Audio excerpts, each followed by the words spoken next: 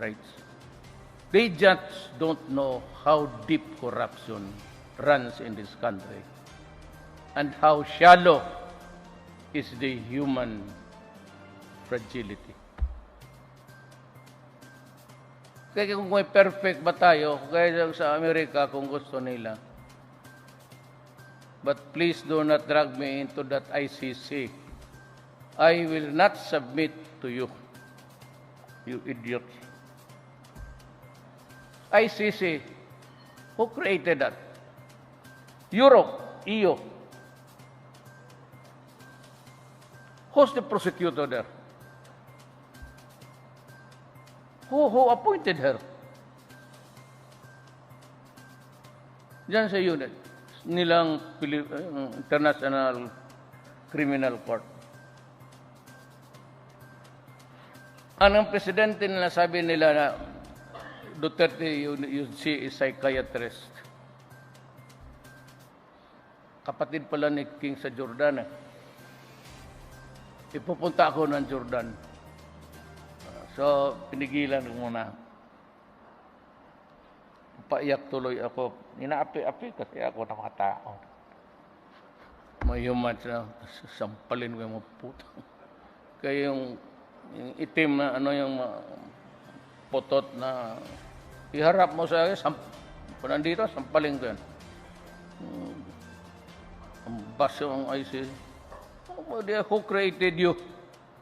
We are Asians. You created that idiot thing in Europe. You appointed all the officials. And even the chairman of the International Court Commission, yung fiscal nila o prosecutor, was the brother of the King of Spain. Now may I ask you, what is he doing there? Were you elected democratically? Are you the choice of the people? Why would you bring me there? Putang ina, pagdating sampalin ko kayong lahat ng mga judges. Bunalan ko pa kayo yung ano-ano ninyo, mayroong givel na buto yung ulo ninyo. Pag magwala ako doon. What the hell are you trying to?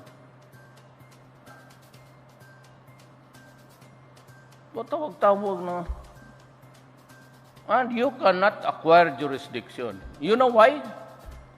Even if it is really a valid agreement, our laws requires.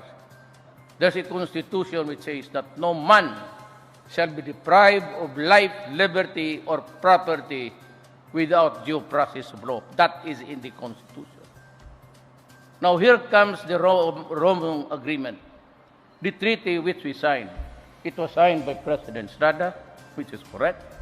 It was sent to the Senate, which is also the correct way. Then, those who handled it, I don't know who, stupiduring Pilipino, diretso na nila sa Rome and attach it to the Rome Agreement. You know, in the Philippines, there's a saying, ignorance of the law excuses no one. But if there is no publication, how can I now be informed that there is a law? So my ignorance of the law would excuse me. What is the constructive notice? You have to publish it in the official gazette because that is the constructive way of saying, now we are bound by the law because it was never published. In People versus Tovera versus Tanyada, Supreme Court, that failure to publish it is fatal, which is correct. How, if I'm a Filipino, I was a prosecutor, I'm a president, how am I now to suppose that there is a law that binds us? Hindi mo pinablis eh. So, silly sending investigator, you must be an idiot. Anong itong EU created at the ICC? Who drafted it? What was our participation? And if it is a valid agreement, who are the persons there? Who chose them? We? We here in the Philippines, I appoint, then it goes to the Senate for concurrence.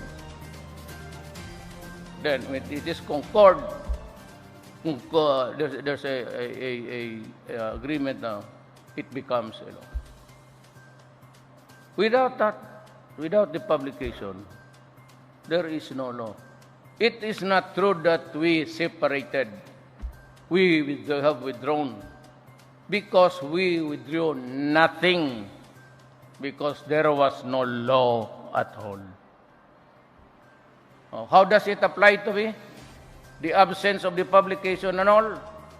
Then I go to my constitution, which is the highest law of the land, that no person shall be deprived of life, of liberty, or property without due process or law. What is the due process in me? You did not publish the law. That was my, actually, and I just, frankly, I just wanted to know how many stupid people there are, including lawyers. But I was the only one keeping that. I allowed the demonstration. Go ahead. This is I allowed them. But when that commission chairman said that I need to look, I wanted to bullshit him. But somebody told me, pupunta ka pa naman na. You're going to Jordan. So now I've been there. I'll tell now.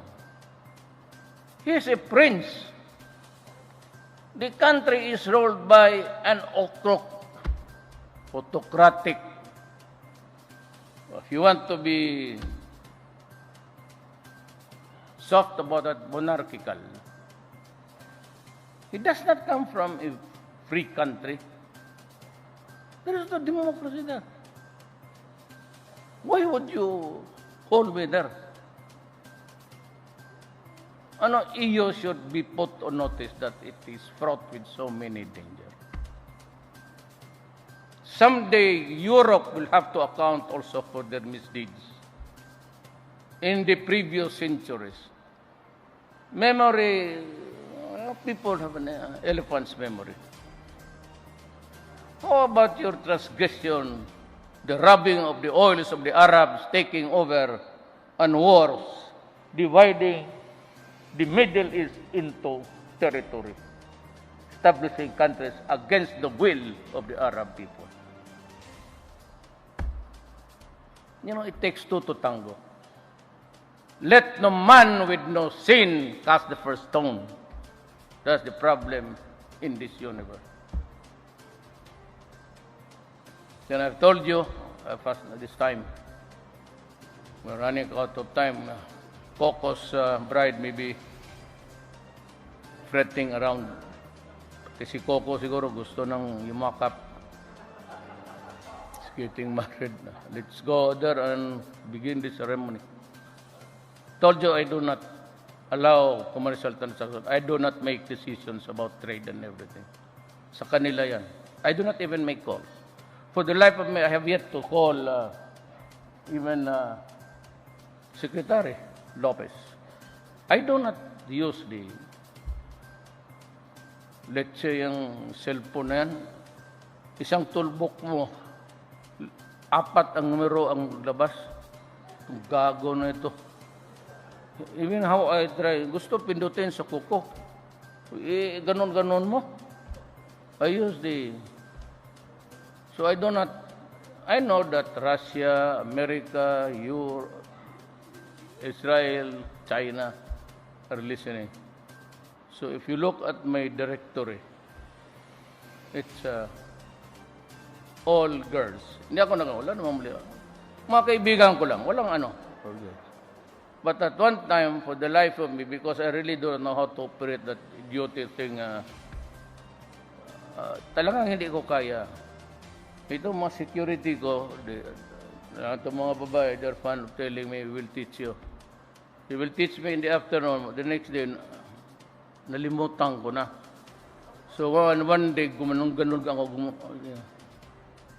Sabi ko, ano naman ba sa group? Accidentally, sabi ni Bongo, you created a Viber group. Tapos napindot ko send all.